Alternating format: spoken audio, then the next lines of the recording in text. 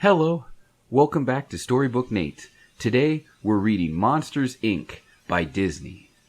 Late one night, a little boy awoke to see a monster in his room. He screamed. Then the monster screamed. With a sigh, the teacher turned off the mechanical boy. Then she repeated the rules. Never scream, and never leave a child's door open. It could let the child into Monstronopolis. On the other side of the Monsters, Inc. building, James P. Sullivan was arriving for work. Sully was a scarer. It was his job to collect screams from human children. Screams were very important. Their energy powered all of Monstronopolis. Sully was very good at his job. In fact, he and his best friend Mike were the best scare team at Monsters, Inc. All day long, Mike set up closet doors for Sully. And all day long, Sully walked through the doors into children's rooms and scared them. One evening, Mike was on his way home when Roz, the file clerk, asked for his daily paperwork.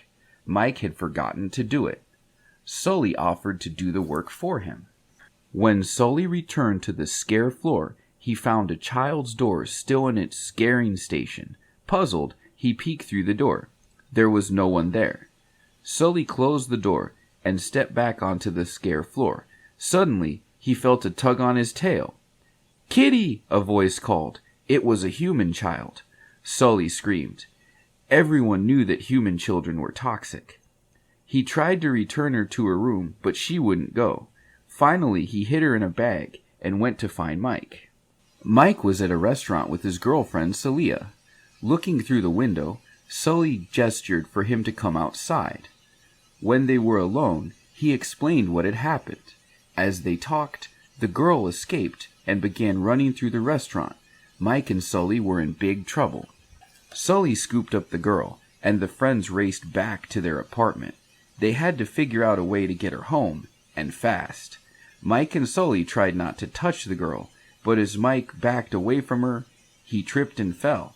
The little girl giggled. The lights flashed brightly and then went out. Her laughter was even more powerful than her screams. As Sully put the girl to bed, he realized that she was afraid.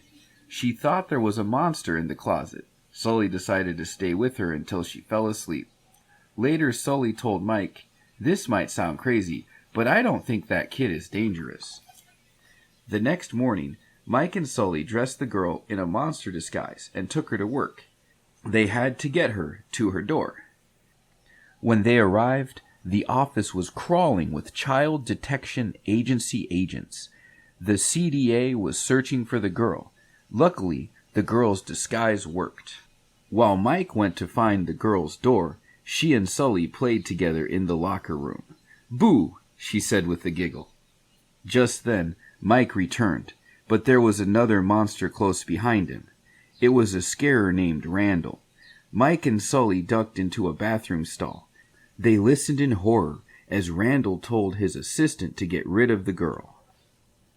When Randall left, Mike and Sully snuck the girl, whom they were now calling Boo, onto the scare floor. But Mike had made a mistake. "This isn't Boo's door," Sully said. Just then, he realized that Boo was gone. He and Mike split up to find her. As Mike searched the halls, Randall cornered him. He told Mike to bring her to the scare floor. He would have her door waiting. Sully found Boo playing with some little monsters. Soon, Mike caught up with him. He told Sully about Randall's plan. Together, they went to the scare floor, but Sully didn't trust Randall. Determined to prove that the door was safe, Mike stepped through and was captured by Randall. Sully and Boo followed Randall. They learned that he had invented a cruel new way to capture screams from kids. He was about to try it out on Mike. Sully rescued Mike, and then raced off to find his boss, Mr. Waternoose. He needed to warn him about Randall. Sully and Mike found Mr. Waternoose in the training room. They quickly explained what had happened. Mr. Waternoose promised to fix everything, but he was really working with Randall. He grabbed Boo out of Sully's arms and pushed the friends through the open door. They were stranded in the Himalayan mountains. Sully knew Boo was in trouble. He had to get back to Monstronopolis. He and Mike raced to the nearest village and found a closet door that led them home. Sully rushed to Randall's lab. He tore the machine apart and saved Boo, but he still had to get her to her door. Mike and Sully climbed onto the machine that carried doors to the scare floor. "Make her laugh," Sully told Mike. He knew Boo's laughter could power the doors.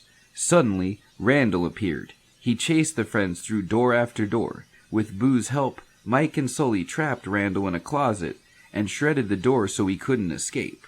But they weren't safe yet. Mr. Waternoose and the CDA had taken control of the doors. "I'll kidnap 1,000 children before I let this company die," Mr. Waternoose told Sully. Waternoose didn't realize that the CDA could hear him too. He was arrested by the head of the CDA, the cranky file clerk Roz.